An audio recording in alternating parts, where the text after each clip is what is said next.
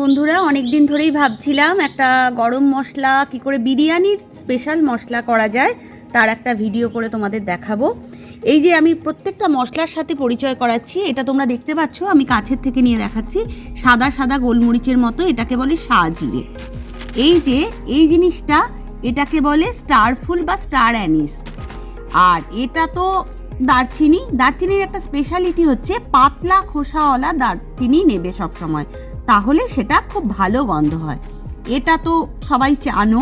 লবঙ্গ, এলাচ, এমনি আমাদের লোকাল যে কালো গোলমরিচগুলো এগুলো, এইটা জায়ফল, এইটা জয়িত্রী, এই যে এইটা জয়িত্রী বলে, এইটাও দিতে হবে। এর সাথে এই যে মশলাগুলো, আমি এগুলো সব সাউথ ইন্ডিয়া থেকে এনেছি। এলাচ, এটাকে একটা স্পেশালিটি, এই জিনিসটা দেখো তোমরা বুঝতে পারছো কি না, এটাকে বলে চুই ঝাল। এই জিনিসটা চুই ঝাল, এটা মাটনে খুব ভালো কাজ করে, খুব সুন্দর একটা ফ্লেভার আসে। এইটা হচ্ছে জয়িত্রী। আর এই জিনিসটা যেটা তোমরা কোনোদিন হয়তো দেখোনি, ভালো করে দেখাচ্ছি, এটাকে বলে পাথর কা ফুল বা পাথরের ফুল। এইটাও কিন্তু গরম মশলায় দিতে লাগে। আর এইটা দারচিনি, আর এটা আমাদের গোলমরিচ। এই সমস্ত জিনিসগুলোকে, এই যে সমস্ত জিনিসগুলোর সাথে আরেকটা জিনিস মেশাতে হবে, যেটা আমি হাতে নিয়ে ঢেলে দেখাচ্ছি। এটাকে বলে শাহজিরে, মানে এমনি জিরের মতোই দেখতে, কিন্তু এর একটা আলাদা ফ্লেভার হয়, একদম আলাদা ফ্লেভার। এই সব কটা জিনিস, এই যে এই সমস্ত কটা জিনিস একসাথে মিলিয়ে ড্রাই রোস্ট করে তবে গুঁড়ো করলে এই মশলাটা তৈরি হবে। তার মধ্যে এইটার জিনিস আর এই এলাচ, এটা একটু বেশি লাগে, আর বাকিগুলো অল্প অল্প দিলেই হয়ে যাবে।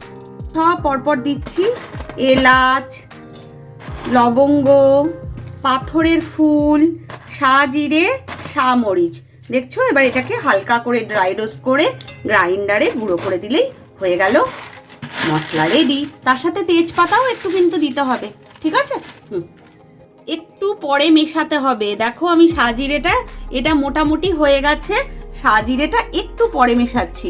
দুর্দান্ত গন্ধটা আসছে, দুর্দান্ত গন্ধটা আসছে। জাস্ট একটু হালকা রোস্ট করতে হবে।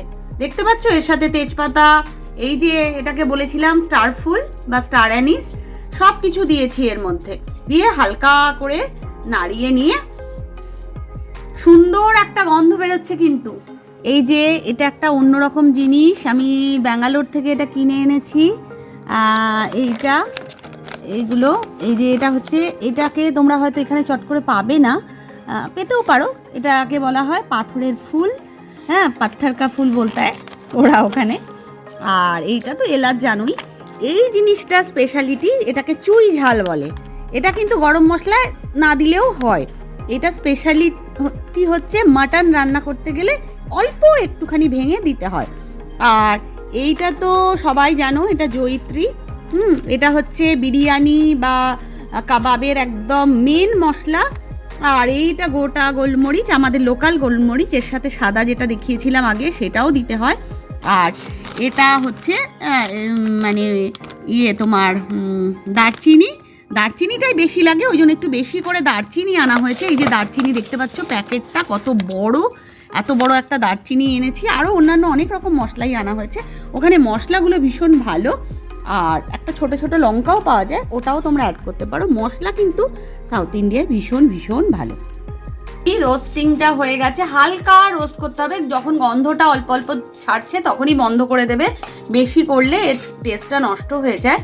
এইবার এটাকে আমরা মিক্সিতে, এই যে মিক্সিতে জাস্ট একটু করে গুঁড়ো করে নেবো, মানে মোটামুটি একটু গুঁড়ো করে নেবো, ব্যাস, তাহলেই তোমাদের সুন্দর হয়ে যাবে। আমি গুঁড়ো করার পরও দেখাচ্ছি কতখানি গুঁড়ো করতে হবে, ঠিক আছে? দেখাবো তোমাদেরকে। এই যে মশলাটা সব হয়ে গেছে রোস্ট করে, এবার এটাকে আমি গুঁড়ো করে নেব।